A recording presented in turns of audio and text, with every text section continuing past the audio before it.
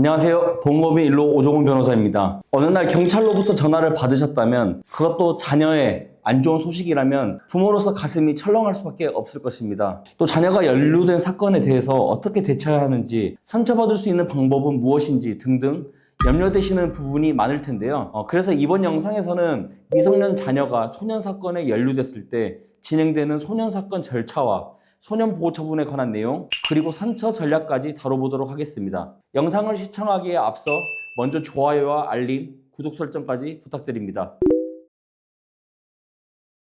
범법을 저지른 뒤에 저는 미성년자라서 형사처벌 안 받아요 했다라는 10대 이야기 들어본 적 있으시죠? 하지만 법에 저촉하는 행위를 한 모든 미성년자가 형사처벌을 피할 수 있는 것은 아닙니다. 다만 세부적인 연령에 따라서 처벌이 조금씩 이렇게 달라지는데요. 우선 만 19세 미만의 소년은 소년법을 적용받습니다. 이때 만 10세 미만은 범법 소년으로 어떠한 소년 보호 처분도 형사처벌도 받지 않습니다. 범죄를 저질러서 경찰서에 잡혀가더라도 보호자에게 인계된 후에 끝이 납니다. 만 10세 이상 14세 미만의 형사 미성년자, 즉 촉법 소년은 혐의가 인정될 경우 형사처벌은 받지 않지만 소년보호 사건으로 송치되어서 소년법상 보호처분을 받습니다. 이러한 보호처분은 소년법상 그 소년의 장래 신상에 어떠한 영향도 미치지 아니한다라고 규정되어 있어서 범죄 경력 회보서에 기재되지 않습니다. 촉법 소년은 법적으로 완전한 형사 책임을 지지 않지만 그들의 범죄가 단순한 장난이나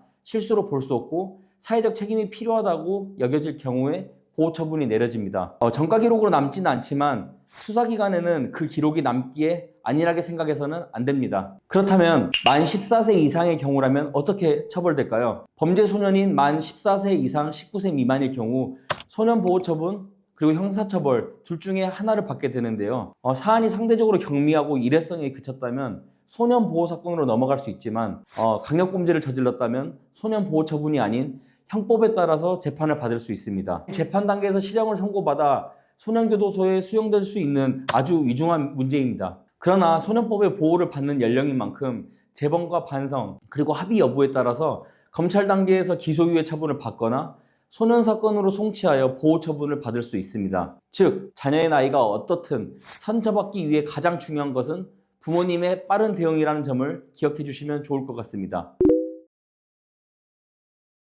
소년보호재판은 경찰서장과 검사, 법원이 해당하는 사유가 있다고 판단할 경우에 소년부에 송치하는 것으로 시작합니다. 소년보호 사건이 접수된 후에는 조사 단계로 넘어가게 되는데요. 조사 단계에서는 조사관이 소년에 대한 자료를 수집하여 생활환경을 중점적으로 조사합니다. 이때 소년부 판사는 소년과 보호자 또는 참고인을 신문하게 할 수 있고 그 밖에 필요한 사항이 있다면 외부 전문가에 의뢰해서 더 조사하게 할 수 있는데요. 이때 판사의 판단에 따라서 소년을 소년분류심사원이나 병원, 시설 같은 데에 위탁하는 조치를 내리기도 합니다. 소년분류심사원은 소년의 비행성과 문제 행동을 진단하여서 종합적으로 심리하는 곳으로 여기서 조사를 진행한 자료는 중요한 판단 요소로 활용하게 되는데요. 일반적으로 범죄가 중대하다고 간주할 때 소년분류심사원에 위탁하고 있는 만큼 이후 보호처분 중 소년원 송치를 결정할 가능성이 있다고 생각하시면 됩니다. 이후 소년부 판사는 조사된 자료를 통해서 소년이 계속해서 비행을 저지를 가능성이 있는지, 보호의 필요성이 있는지를 판단하고 적절한 보호 처분을 결정하게 되는 것이죠. 판사는 심리를 통해 아무런 처분을 하지 않기로 한 불처분 결정, 형사처벌을 할 필요가 인정되는 경우에는 검사 송치, 보호 처분을 할 필요가 있다고 인정되는 경우에는 소년 보호 처분 결정을 하게 됩니다.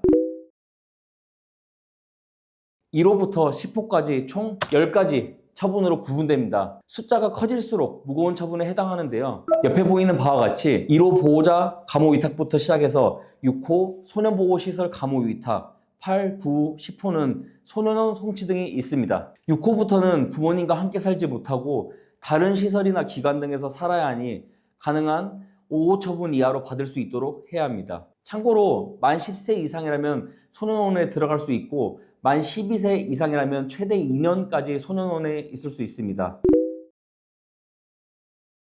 보호 처분의 수위를 낮추기 위해서는 다양한 선처 자료를 준비해야 합니다. 반성문, 사과문, 변호사 의견서 등 여러 자료를 활용하여서 양형 사유를 만들어야 합니다. 피해자와의 합의는 반드시 진행하는 것이 좋은데요. 소년 사건의 특성상 피해자가 또래 학생인 경우가 많습니다. 합의는 피해 학생은 물론 그 부모님의 용서까지 받아내야 하는 일인 만큼 세심한 접근이 필요합니다. 소중한 내 자녀의 일이기 때문에 더욱 민감한 반응을 보이거나 아예 연락 자체가 어려운 경우가 많습니다. 이런 상황에서 우리 애 많이 반성하고 있습니다.